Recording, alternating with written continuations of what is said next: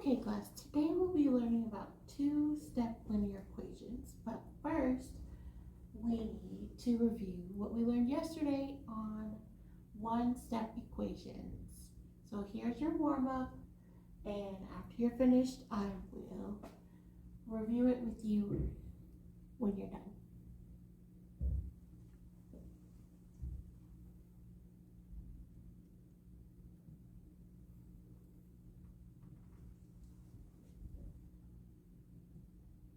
Okay, class, let's review.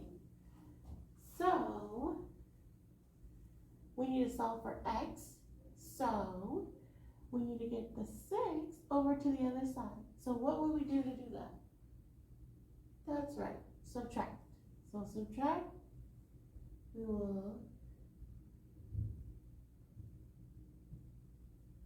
subtract 6 from both sides, and that will leave us with x equals positive 4. Next equation is 5x equals 30. So what do you think we should do? Okay, yes, we should divide. So we will divide the 5 on both sides. Cancels out this 5. X equals 6. Now this equation over here, x minus 5 equals 2. So we're going to solve for x. So we need to add 5 to both sides. These cancel out, and you get x equals 7. All right, good job on your warm-ups. Now we're going to watch a video to explain two-step equations.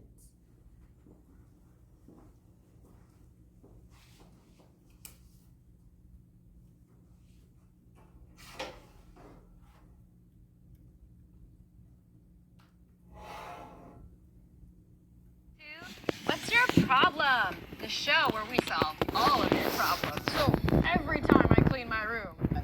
Wait, I actually never clean my room. Well, that is a problem. But today we're here to talk about math problems. Today's topic is solving two-step algebraic equations. For example, I went to the movies with my friend this weekend and bought 2 tickets and one $14 bucket of popcorn. If I spent $32 in total, how much were the tickets? That's kind of complicated. Well, try to set up an equation to represent this situation. You bought 2 tickets and we don't know their price. We can show that as 2 times x plus the $14 bowl of popcorn you bought. And all of that is equal to $32. Now we just need to solve for x to find the price of the movie tickets. I'm not sure how to solve this. Well, not to worry. These kinds of problems can be solved in 2 smaller steps that you already know. Let's explore.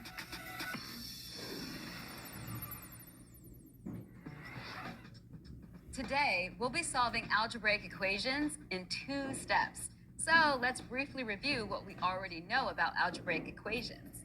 I remember that an algebraic equation is an equation with a variable in it. That variable can be a symbol like a question mark or any letter.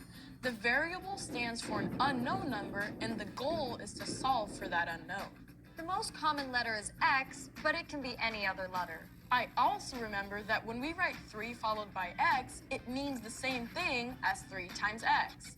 In math, when a variable is next to a number, it implies multiplication.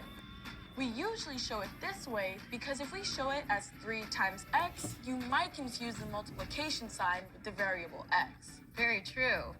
We previously learned that we can solve problems like this in 1 step. Do you remember how? Oh yeah, I remember that to solve algebraic equations, we want to get just the variable on one side of the equal sign and everything else on the other side. That will tell us what the variable is equal to. We can do that using inverse operations. For example, here we have plus 5 So let's subtract 5 from both sides of the equation. On the left side, we now have 5 minus 5, which is 0, so that cancels out. And on the right side, we have 17 minus 5, which is 12. Now we can see that x equals 12. Excellent. You can do any operation to the equation as long as you do the same thing to both sides. In this case, you subtracted 5 from both sides. If you've never worked with algebraic equations before, check out our other video called Solve Algebraic Equations in 1 Step. Today, we'll expand that knowledge to 2-step equations. Let's get started.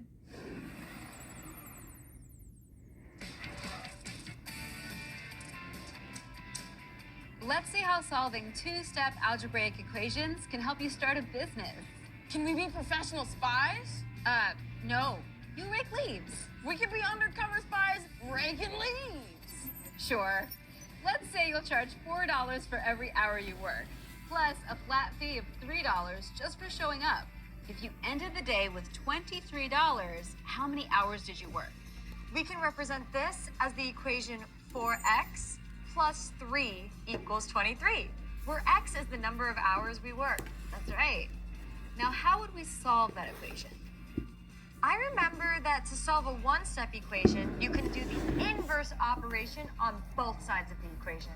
I see multiplication and addition in this equation. Very good. And since we want to get x all on its own, let's start by using inverse operations to get rid of this plus 3. Okay, the inverse of plus 3 would be minus 3. So let's subtract 3 from both sides. 3 minus 3 is 0. So that cancels out, and 23 minus 3 is 20. Now we have 4x equals 20. Great. Remember that you always have to do the same operation to both sides. Now, to get x all by itself, we can do the opposite of multiplying by 4, which is dividing by 4. 4 divided by 4 is 1, so that cancels out. And 20 divided by 4 is 5. So x equals 5. That means we worked for 5 hours. Right. Notice that you solved this using inverse operations in 2 separate steps. We can check our answer by plugging 5 in for x to make sure it's correct. So 4 times 5 equals 20, plus 3 equals 23. We are right. I have a question. We solved this by first subtracting and then multiplying. Does the order matter? Like, could we have divided first, then subtracted?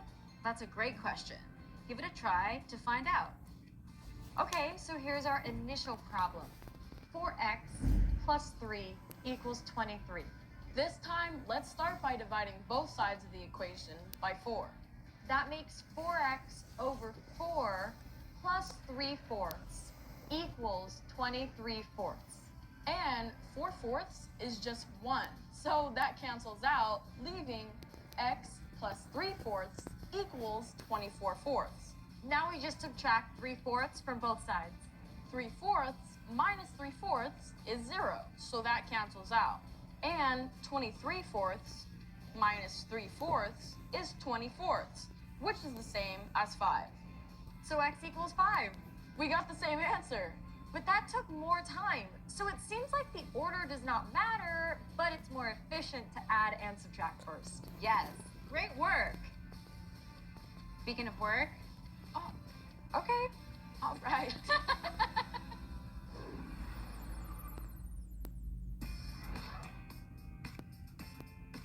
next, let's see how solving 2-step problems can help you be a DJ. And you can't be a DJ without an impressive collection of records. The local record store has a deal going on this week.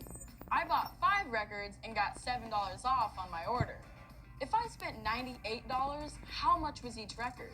I think we can represent this as the equation 5x minus 7 equals 98, because you bought 5 records for an unknown price, and you got $7 off your order. All that together cost $98. That's right. Try to figure out what x is equal to. We can do that by using inverse operations to get just x on one side. That will tell us what x is equal to.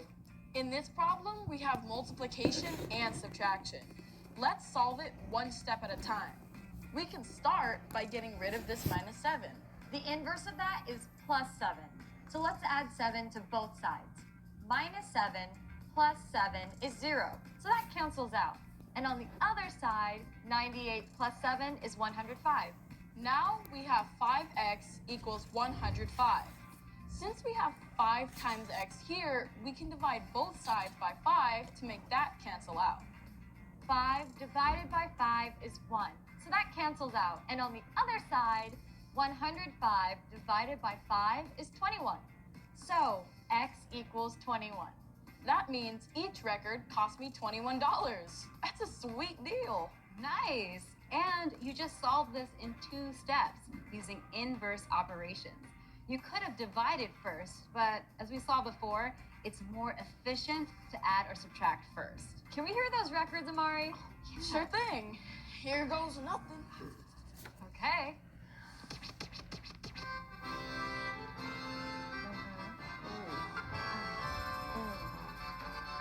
This is good music. Interesting sound. Great. Great sound. Next, let's see how solving 2-step algebraic equations can help us count money. I get to keep 1/3 of the money in this piggy bank, plus $8 I already have. If all together I have $16, how much was in this piggy bank? You got to keep 1/3 of the money in the bank. We can represent that with x divided by 3, where x is the amount of money that was inside. You had $8 already, so we add 8, and all of it together equals 16. Exactly. Remember that this line means to divide. Try to solve for x in 2 steps. Since we have plus 8 here, let's start by subtracting 8 from both sides. 8 minus 8 is 0, so that cancels out. And 16 minus 8 is 8. So now we have x divided by 3 equals 8. Since we see divided by 3 here, we can multiply both sides by 3. 3 divided by 3 is just 1, so that cancels out. And 8 times 3 is 24. So x equals 24. That means there was $24 in the piggy bank before we split it up. Great job, you two. Now it's time to spend this money.